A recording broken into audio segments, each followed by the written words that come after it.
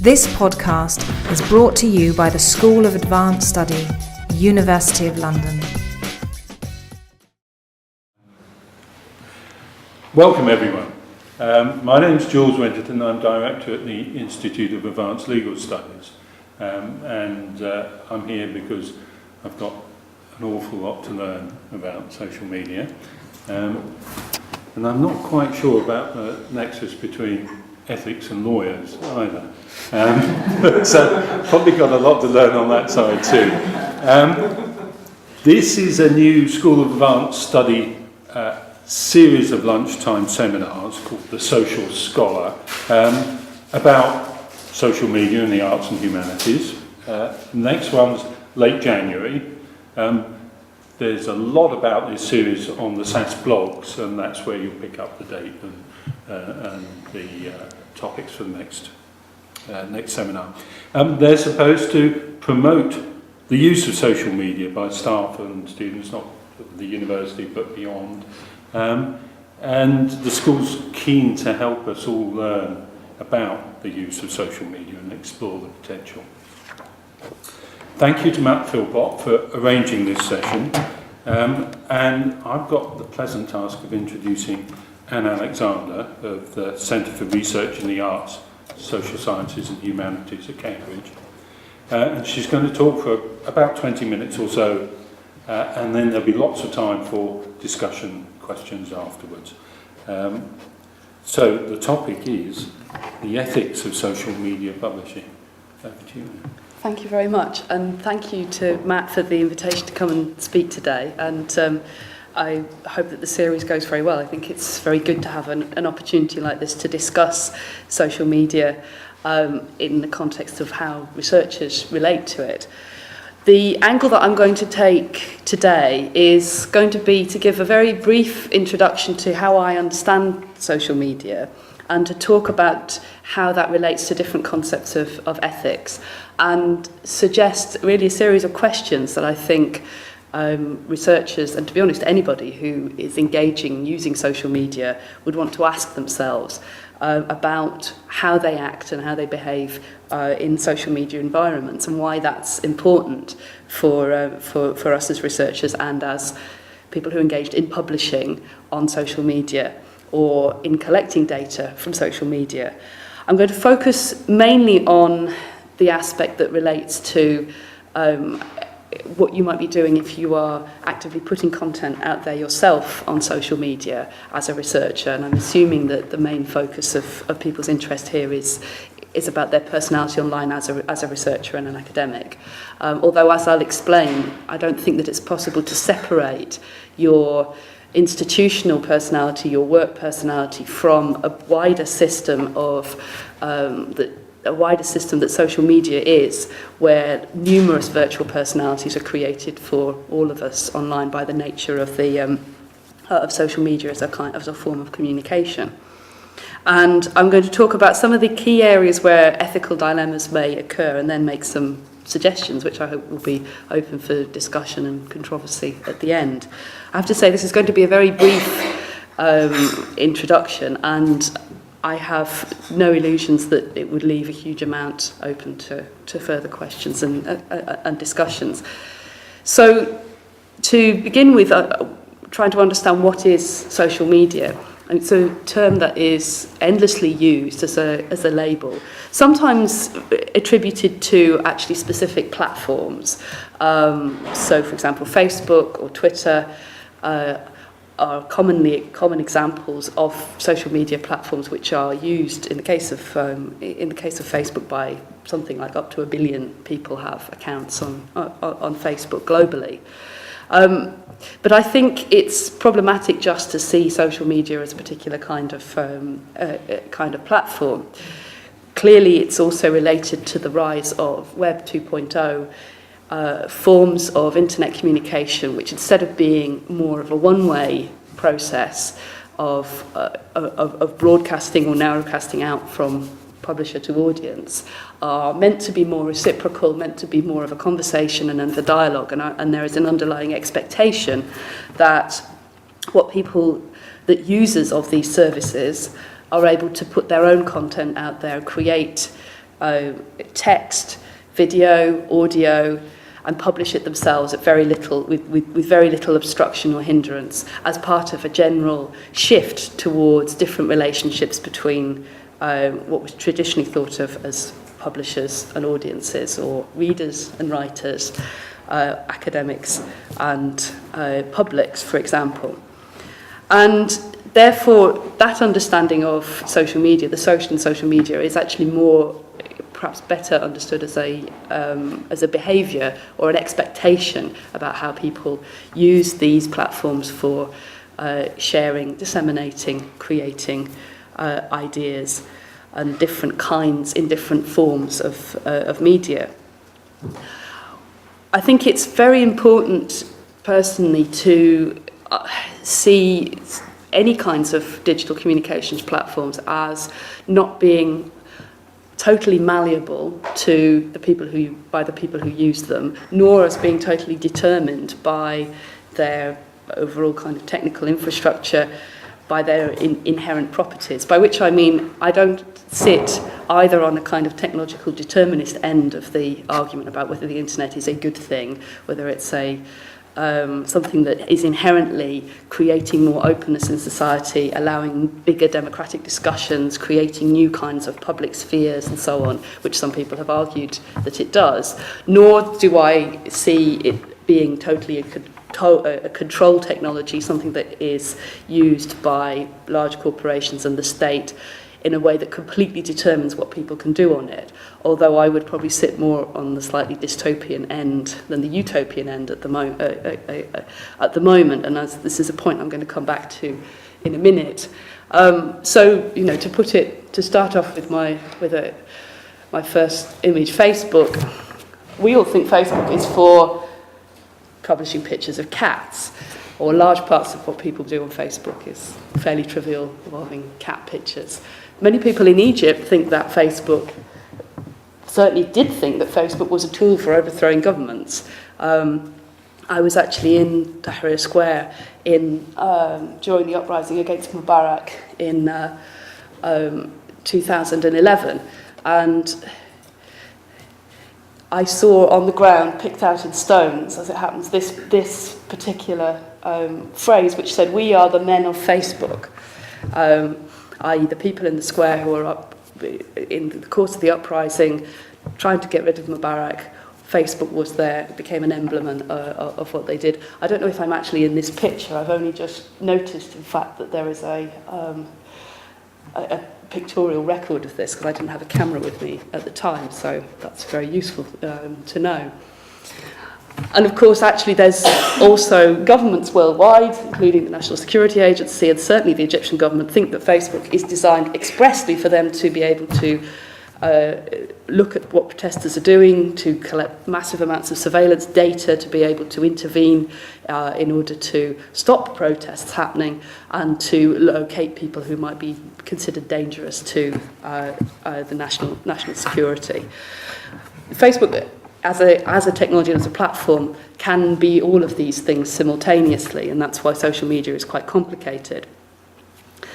I would say, though, that, again, and this is where I mentioned that I would sit perhaps on a slightly more dystopian end of the argument than a kind of naively utopian perspective, is that I think the underlying commercial logics of the commonly used, mass-used social media platforms are things that you have to bear this in mind whenever engaging within these services, using these services in any way, and that whatever all of these different groups of people using Facebook might think it's for, Facebook, as a corporation, thinks it is there to make money. Whether these social media platforms will make money, whether the logic is correct in that sense is an open question. People may have seen every other week, it seems, there is another technology company that comes onto is valued or floated on the stock market with enormously inflated expectations of how much money it's going to generate. And very few of them have actually generated anything like that amount of value or profit for shareholders or investors and so on so far.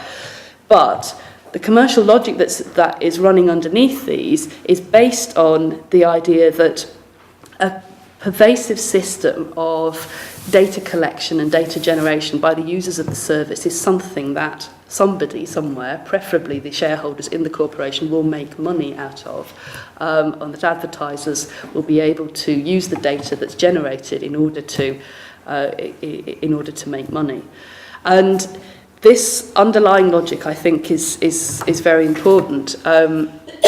There's an interesting paper that one of my colleagues at Cambridge has been involved with writing called Challenges and Opportunities in Human Data Interaction, where they're looking at the question of pervasive personal data collection, creating these virtual personalities for people. Every time people are interacting with not only explicitly service providers like Facebook or Twitter, where obviously they're talking about themselves, their likes, their dislikes, whatever they're doing, but also actually increasingly large amounts of data are collected in an ambient way, passively, by sensors, by Oyster card reader, by all sorts of different systems which collect data about our locations and our movements and so on and so forth. And inferences are made from these, which are used increasingly in a passive sense, are mined for information about ourselves. So, for example, another group of colleagues at Cambridge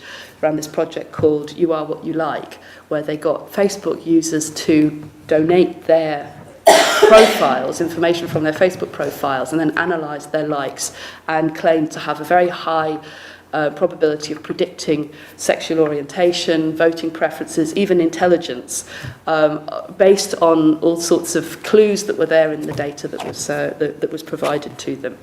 And of course, the important thing about this is that the way that these services are structured, you cannot take the individual out of the network. Anyone who's on Facebook is based on the idea of connecting with friends, and that therefore any access to an individual will give you access to some degree or other to their friends and their friendship networks and so on, which is all incredibly valuable if you're trying to understand who that person is, what they're likely to do, buy, think, go, where they're going to go, and so on and so forth. All of these features, I think, are very important because they connect to why it is that there are a number of different ethical issues that arise when you engage with social media, and that in particular, as I mentioned before, the underlying commercial logic of many of the mass use social media platforms means that there is not only there's a predication, an emphasis on exposing as much of people's private information to potential people who could potentially exploit it commercially as possible. So this is a very nice illustration of this by Matt McEwen. So this is 2000, it's a bit difficult to see, I'm afraid, but 2005, it shows which of the shaded areas are the parts of your Facebook profile that are available, are open to your friends, the inside of you, your friends, your network of all Facebook users, or the entire internet. And this is the default settings in Facebook. So this is what, if you set up a profile, you could go and change these, but this is the default. That's 2005, it's 2006, 2007, 2009. 2009 in December, 2010. So you can see there was an enormous shift in how Facebook decided to configure accounts on setting up, and I think all accounts basically being opened up more and more to exploitation as sources of information, unless people actively opted out and changed them, and so on. So that, if you like, is a kind of very brief introduction to how I understand some of the key questions around how social media works. I want to come on to now the issues around understanding ethics. And there are obviously traditions of and practices around ethics in research, which we as researchers from different disciplines have different situated practices in how we understand ethics, and often different institutional practices in how to regulate and codify and pass on what's considered good practice and ethical practice in research. There are also, of course, codes of practice, ethical practice in relation to other roles which might have related to information processing or handling or publishing. So, for example, journalists have code of practice, code of conduct, to which you can appeal if you feel that you've been misrepresented by a journalist. I was a member of the National Union of Journalists for many years, and the union takes an active role in trying to safeguard a code of ethical practice for journalists, which is slightly different to how researchers may see the question of ethics, although there are many commonalities. There are two different sets of approaches, which I think can broadly be discerned, and this I'm looking at following some very useful work which was done by Banks and Armstrong, looking at community-based participatory research and the ethics embedded in that. See, they argue that you could look at ethics as regulation, so the question of an awareness and conformity to codified ethical rules on the part of researchers, or you can see ethics as decision-making, where researchers are considered active moral agents tackling conflicts between ethical principles.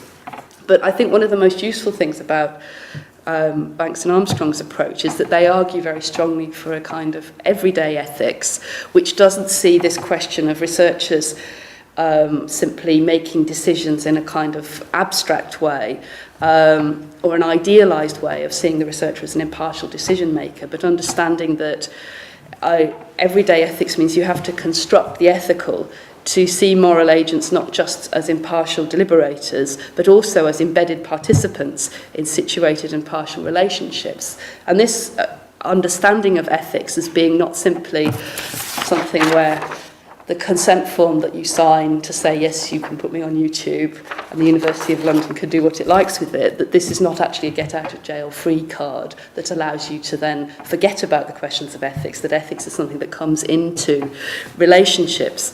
Other researchers who have looked at the questions, particularly of ethics in mediated settings, have made very similar points, that the ethical issues, for example, Beaulieu and Estelella did very interesting research looking at ethnography in online environments, where they argue ethical issues are part of unfolding relationships and go far beyond the orchestration of moments of informed consent. You might say, well, what does that have to do with me being on Twitter as a researcher? You're talking about people engaged in social research, participant observation online, and so on. And I would argue that there is a lot that needs to be thought about, that can be taken from these different situations and should be applied by researchers who are engaging using social media in any sense, without needing to take an entire institutional framework with you, because I would stand very much on the side of the argument that ethics is about decision making in this embedded way, and it's about ethical agency.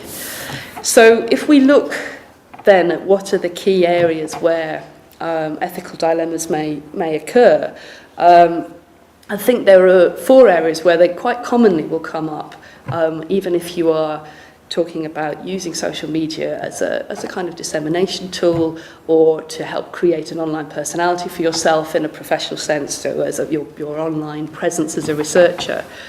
The first of these is around questions of partnership, collaboration, and power.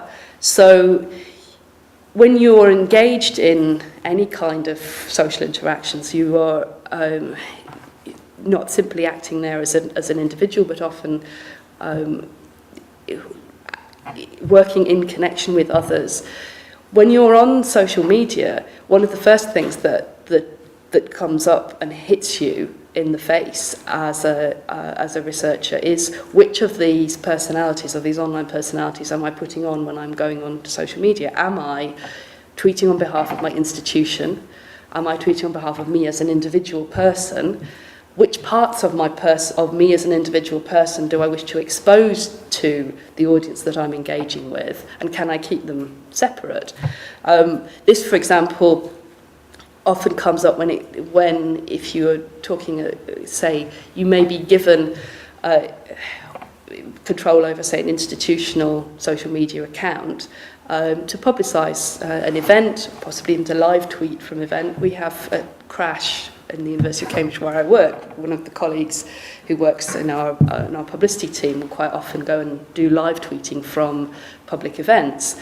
And the way that Twitter and Facebook often work is that there is a kind of assumed pressure, or there's a pressure towards seeing people as real individuals, and that one of the attractions for the kind of the voice that people articulate what they say in social media is that it seems more personal, more like an individual human than, say, a very dry institutional voice. So there's often quite a lot of almost encouragement for people to put in more of their own personality into what they do and say on social media. But this can quite easily become contradictory or difficult to negotiate, particularly if you're having to act on behalf of an institution and perhaps defend a collective position about a particular issue or subject which you might personally not agree with or have some reservations about.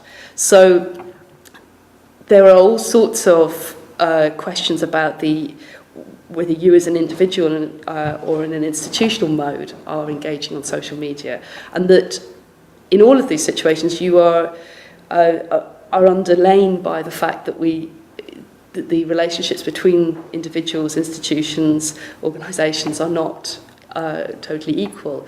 That the weight that the different voices have within social media is related to all sorts of other issues, and not simply and you can't necessarily be equated. Another key area where this questions about ethical dilemmas may arise is around the ownership and control and dissemination of data that's put out via social media networks, where previously the gatekeepers who were able to control what information became public were a set of people in defined institutional roles, including, for example, journalists or people working for a communications and publicity team within an institution. Academics have had access to the public domain, publishing themselves through whether it's in scholarly journals or whether it's publishing books and so on and so forth. Anything that's published online, there are other gatekeepers that come into play, and it often appears as if some of the traditional gatekeepers are less important than they were, which may be true, but some of the new gatekeepers are invisible but incredibly important, and may have a decisive effect on what gets published. So, for example, the fact that information online has to be disseminated via internet service providers who can and are often and may well be asked by other bodies, for example states, government institutions of various kinds, to filter, control or even block information passing into the public domain. But this is an invisible process throughout most of for most of us. Likewise, institutions, universities or institutions within universities may now become more active in trying to shape and manage what kind of information appears online. So rather than, for example, anecdotally at least, I would say that the role of university, say, communications teams and press offices is often has changed quite a lot in relation to social media. One of the things that they will probably be doing during Freshers Week is desperately scanning social media, looking for embarrassing photos that freshers may have taken of themselves, and anything that may get out of control, and possibly needing to intervene in a firefighting way to stop reputational damage to the institution. And they will set up various mechanisms to do this. Or being aware of, say, a public event where a speaker may say something that will ignite debate, and likewise having to put in a kind of rapid reaction response. Rather than the previous model where they would have perhaps been able to control quite tightly what went into the press release about the event, who necessarily control who was in the room, but have a more managed approach at an earlier stage in the process. A fourth area that I want to touch on is the question of the blurred boundaries between researcher and and people who they research or what they are researching, which is also a question about an issue about the blurred boundaries between public and private in social media landscapes, because there are, as you can see from the diagram, the question of what is published on social media is quite complex. Facebook is a service that you have to log into, and some parts of the data that's on Facebook are meant to be private. Of course, they're not private to Facebook because Facebook has it, and Facebook will make use of it to make money, as we already said. But this is an obvious example of where, for example, quoting material that's published on Facebook, is that something that's in the public domain that could legitimately be quoted to a wider audience, or is it not? This is a good example, I think, where the question of ethical agency and decision-making comes in. From the point of view of at least one court in England, putting something on Facebook is considered to be the equivalent of making a statement to the 10 o'clock news. Somebody went to jail for, I think, 4 years for organising a riot on Facebook. They put up a Facebook page which was meant to encourage people to go and take part in a riot. The riot didn't happen, it was just a Facebook page, but the court decision was based on the idea that this was an act of publicising, making public, and not just a joke that this person thought they were probably sharing with their friends and a few other people. Again, I've mentioned the issue around ethical agency. I mean, I think one of the things that's important is actually to relate to situations in their context. There is plenty of situations where information that individuals may have put out into the public domain, something that they've said on Twitter and so on, where other aspects need to come into the equation when you're deciding ethically what to do about this.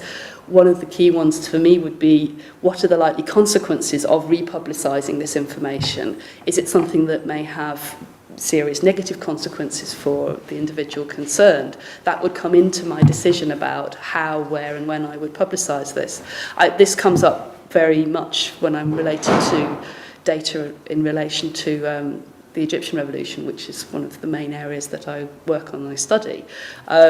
Things that people have said 2 or 3 years ago in the context of the uprising against Mubarak, for me to, although that's public, it has been published, for me to perhaps re-quote that, put it in a new context, in the situation that we see in Egypt at the moment, where there is a military-backed regime and massive repression, I would again take very seriously my ethical obligations about whether harm would be likely to come to the person I'm quoting as a result of, say, even republishing material that is in the public domain.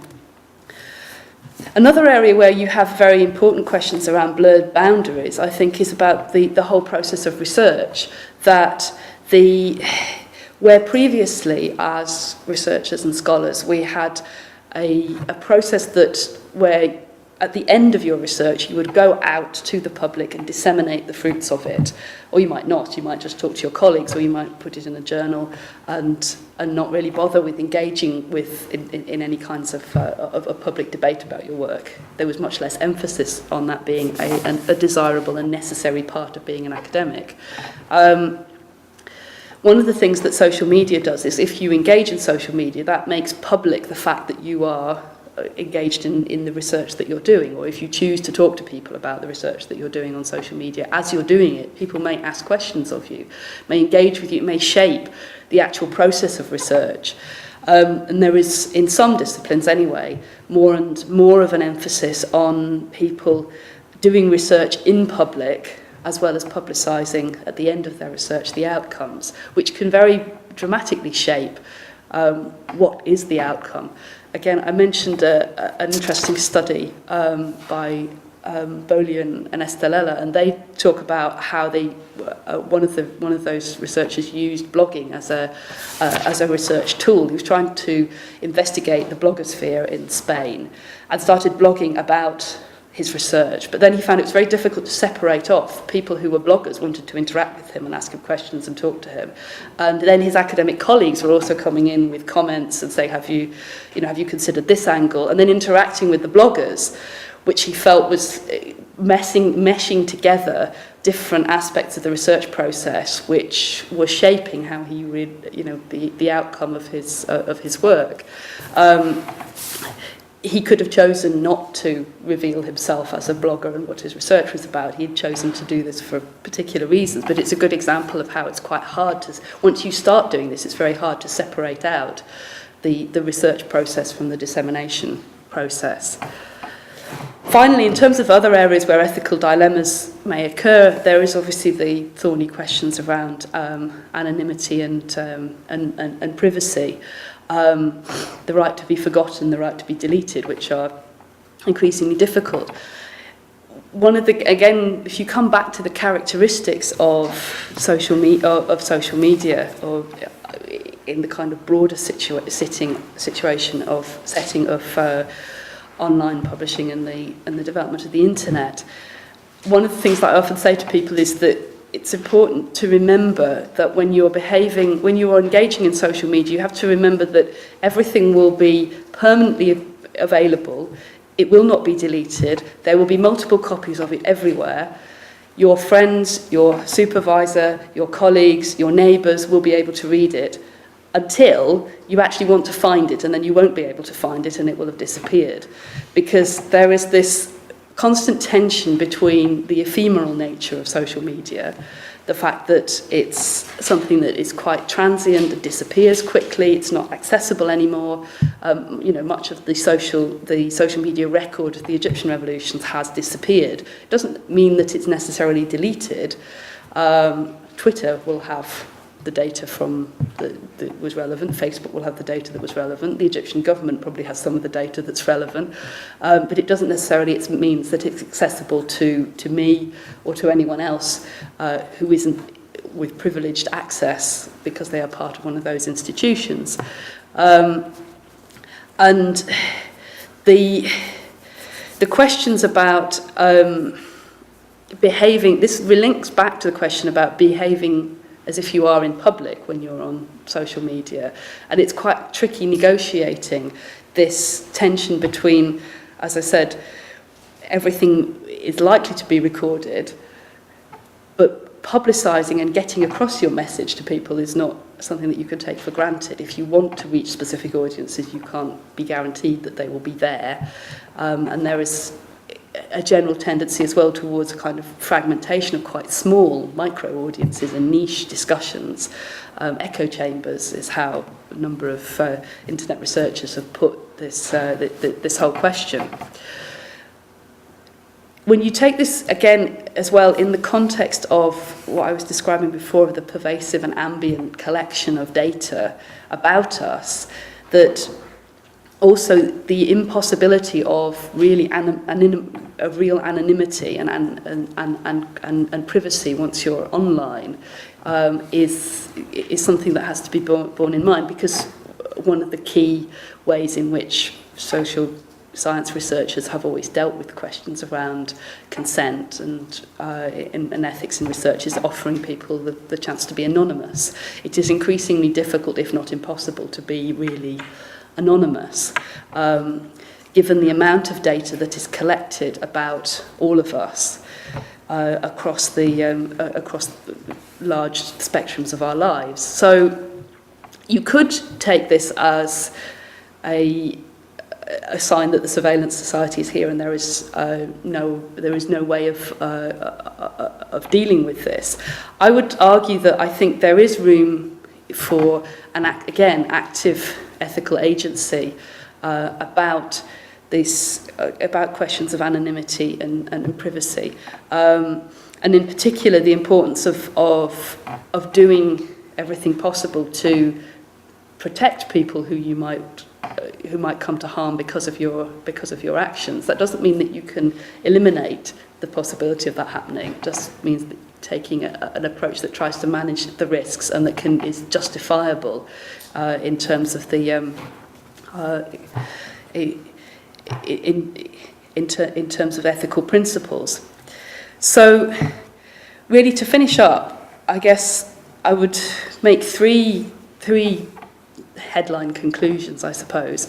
One is that I would argue very much in favour of the need for ethical agency, not just for researchers, but for everyone who's using social media, and that it has to be situated in the idea of everyday ethics. It's not something that can be covered by a one-off moment of informed consent, or the release form that you sign when you're creating some content for distribution online. It's actually about seeing ethics as embedded in relationships. The second point is that in relation to the question of the underlying commercial logics of much of social media, I've given a fairly bleak picture in a way of Facebook and Twitter and the major social media services and the logics that drive this. That doesn't mean that we as researchers have to just agree with this this particular way of commodifying communications. You can act in these spaces driven by different values. You can, and one of the things that is interesting and exciting about social media is the way in which people have used commercially driven services in order to do things that are fundamentally defiant of commercial logics. So a lot of cultural heritage institutions will use commercially driven social media services in order to create enormously interesting pieces of public culture that people can participate in essentially for free. They do that within the kind of boundaries that are set by the fact that these services are businesses and they're run by these particular logics, but it doesn't mean that they have to actively connive in promoting that if they don't want to. They can choose to operate by a different logic. Because, again, to go back to the example I started off with in terms of Facebook, that Facebook became a tool that people were able to use in Egypt to help organise a revolution, despite the fact that it wasn't created for that purpose, and that the government at the time thought it could use it as a mechanism for collecting information about protesters and controlling them.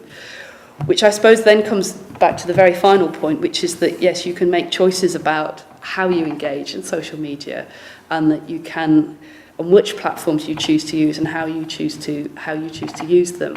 That we don't have to be. People should be making decisions about what they do on social media through informed consent, which means informing ourselves about what we're doing there and why we're doing it. Thank you.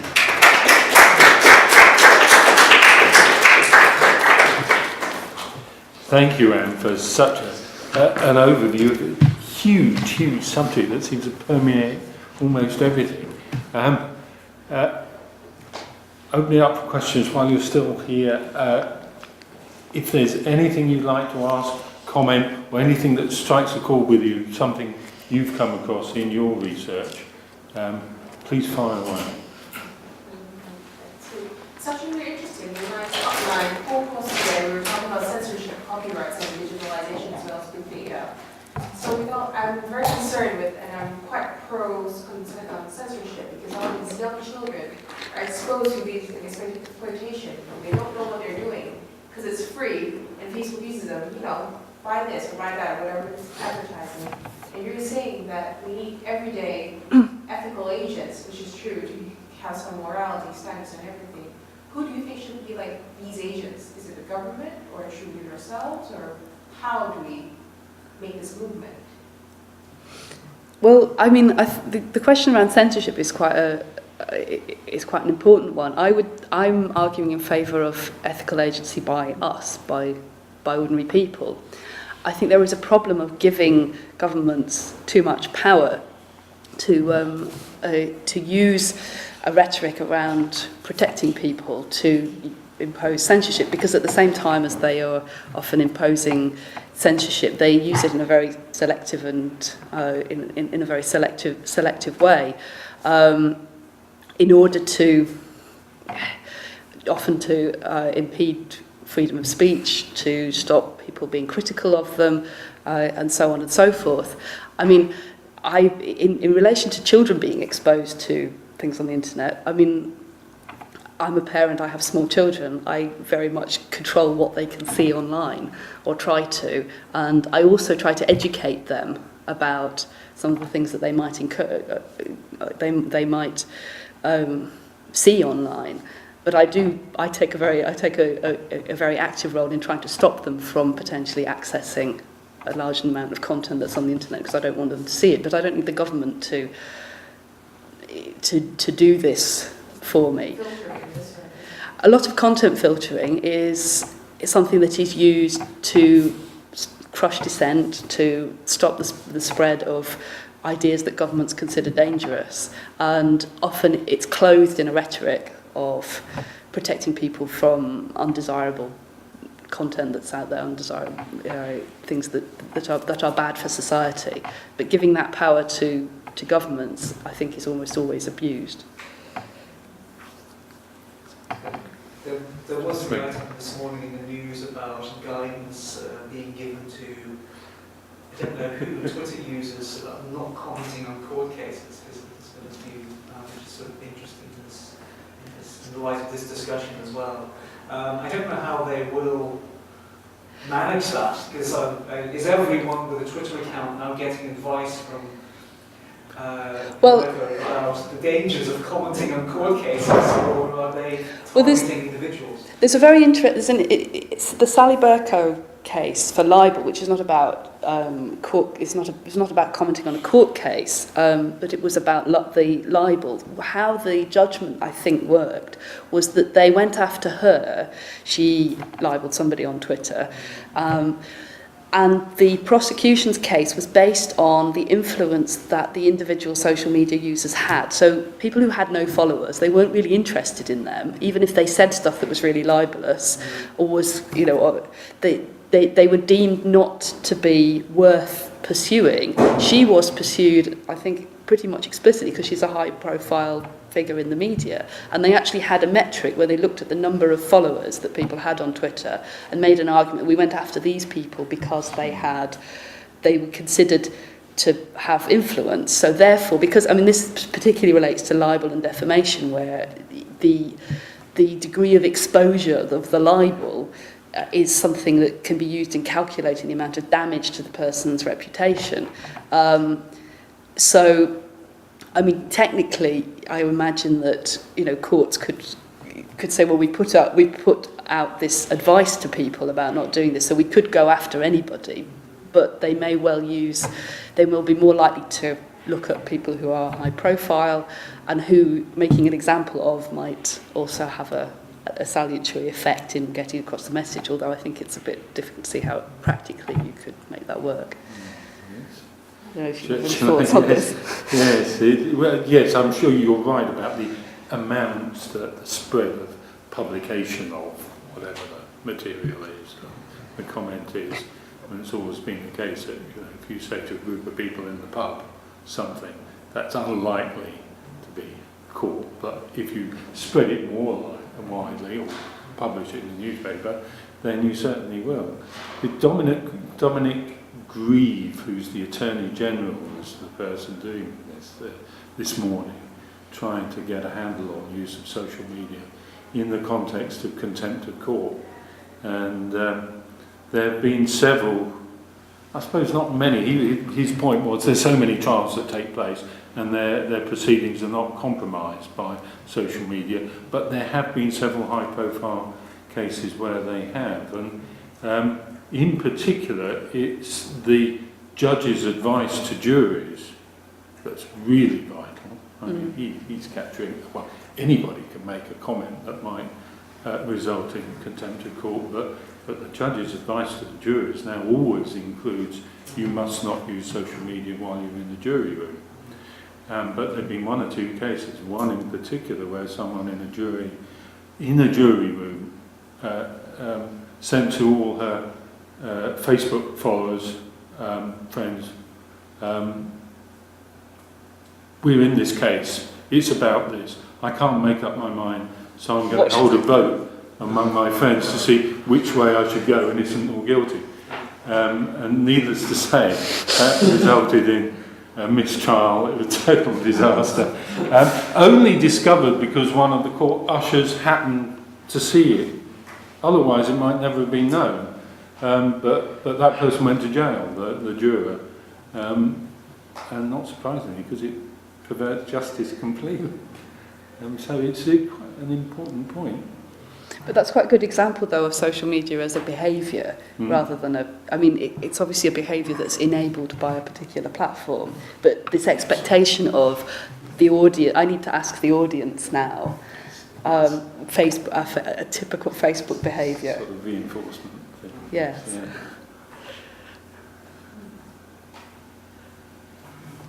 I was particularly interested in this persistence of data, you said the right to be forgotten. Something you put online, maybe in your first year of your PhD. I'm beginning to think so-and-so.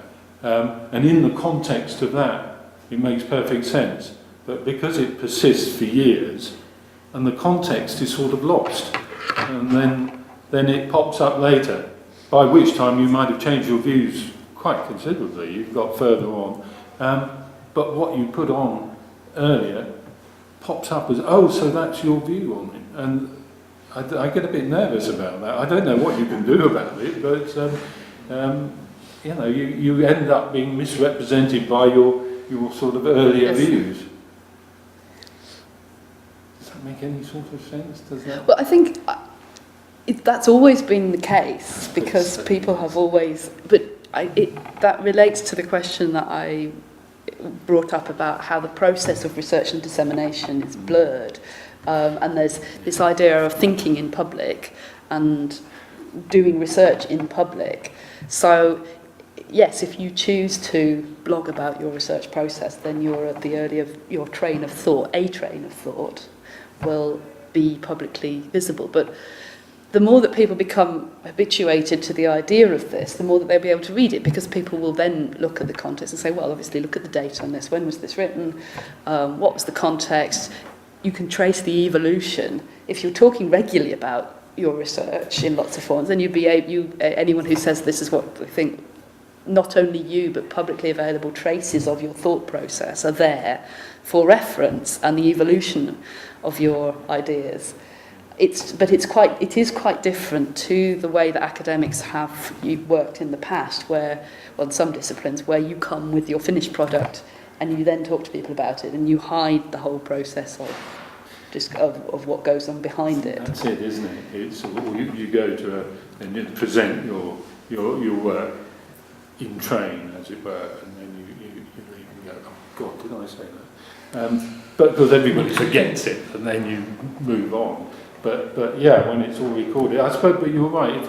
If the chain is there, you can follow the chain. If it doesn't get dislocated. But there is a really good point though about the context, because the chain of thought part of it. Say if you're talking about Twitter, this is one of the issues around live tweeting from events. Is as you're glaring at Matt, is that if you're live tweeting from events, that you may assume that people will see a stream of tweets that will give a rough idea of sort of a train of thought of the presenter, but of course they won't, because a lot of people will see them in their Twitter feed as chopped up bits of information, 140 characters, and in completely different contexts, where the meaning that is attached to that can shift dramatically. And again, that's actually a property of the way that particular platform is structured, but the breaking it down into little bits of information, wrenched out of context, is something that is problematic, which is why you have to choose your words extremely carefully. I suppose that's it. I think there's from doing it myself, I'm always a bit worried about, did I hear that right? I mean, you only have to miss out on not to completely change the sense. I'm sort of understand that correctly? I think that's I mean, it's not. I don't think it's a huge concern, but it's something certainly that I think of when I mean, no, absolutely, because there's a big issue about the ethics of representing what somebody's saying on social media, because as you say, you may misunderstand them, and if they're saying something that's controversial, you may misunderstand them, misrepresent them, but it can be picked up and republished and then develop into something that gets out of control. If you are somebody with the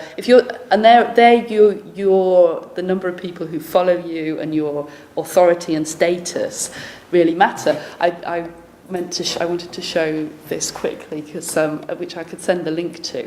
This is a really interesting example. It's the thought process of a woman who works for an NGO called Womankind Worldwide, and she storyfied her thought process about what to do, about whether to retweet this particular tweet, and she had all sorts of issues came into her thinking because she's got this is not her person about her tweeting on her personal account, but for the NGO, and they have some influential people who follow it. She has a few thousand followers, so her authority and credibility will be there'll be reflection on that as to what she talks about in this, whether she retweets this particular tweet, and it's quite interesting. Normally this process would take her about a minute of thinking through, and she actually started digging down into it, went to look for, do I think this person is real? What about the data in it? And a lot of it actually, she was sort of very candid. Much of it was then talking about things like the fuzziness of the avatar and the quality of the graphics and the writing and the spelling and so on. So there's this whole, it's quite a nice example of the whole process that goes into just a simple retweet, which often people will do without thinking. I like that credibility evaluation because you're so aware nowadays that a lot of companies and maybe state organisations, who knows, are planting information on the internet using a sort of subterfuge, another identity. So it looks like I'm a concerned citizen, and I think, and it's not coming from a concerned citizen, it's an interest group. Well, they have done that for a long time. I mean, it's always been. There's but there's the whole phenomenon of astroturf as opposed to grassroots campaigns, where creating fake, apparently community-based or grassroots type organisations, but are actually funded by PR firms or governments or tobacco companies or whatever. So. I suppose it's, as you say, it's a very traditional process that you check your sources. Yes, one of the things that's particularly alarming about social media is the rapid nature of dissemination of information.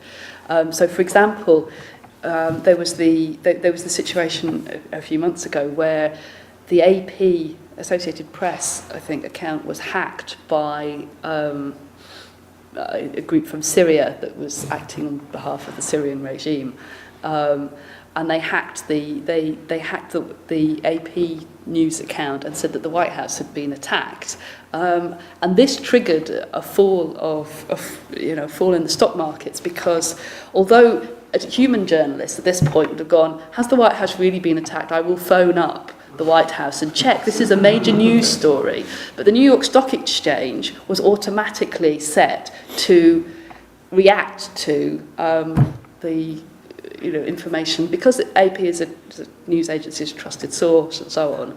And this wiped however many million off the value of shares.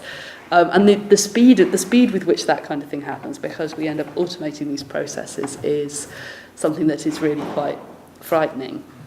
And that's an example where you have to build back in, putting human agency back into the process at every stage possible, as well as obviously checking your sources.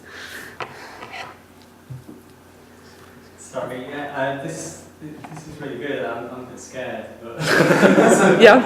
it's kind of confirming my worst fears, really. Just the idea of the kind of everyday ethics thing, I find quite intriguing, but I'm not sure if I understand exactly what you mean, or can I ask you to elaborate on it a little bit?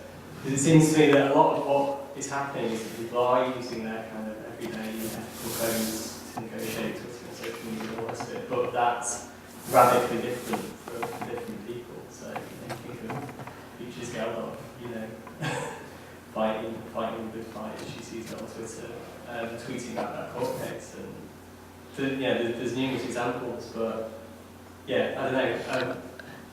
Yeah, I mean, I think the everyday ethics was a phrase that I've adopted from this article by Banks and Armstrong, and I think their meaning of everyday ethics in this case was about situating it in your everyday practice, but actually, as researchers, to have quite a worked out idea of what that means. So they were trying to get away from the idea that it could simply be reduced to an institutional process. I mean, I have to say that their discussion of it is in the context of community-based participatory research, where you're talking about people, for example, working with groups in communities in often quite intense settings. So maybe going and doing participant observation with a youth group, or in other settings where there's a process of collaboration between researchers and researched. I think some of the elements of that are very relevant to social media use, but perhaps not all. What I thought was useful was the idea of embedding ethical agency into your everyday, into everything you do, remembering that it's part of whatever you're doing on social media, whether it's even if it's just something quite simple as retweeting something. And so it's about an awareness, but I take your point that there could also be the flip side of it being everybody interpreting in a very personalised way what they think is ethical. So in answer to that, I guess I would say I think something that needs to be a debate about, and engagement by a wide number of people in the discussion about what is ethical practice in using social media. And not putting it in a black box of this is something that can be sorted out with simply just having a better regulation framework or a better code of practice, although I'd be in favour of people having more access to useful codes of practice and guidelines about these kind of things. Have you got a Twitter account yourself?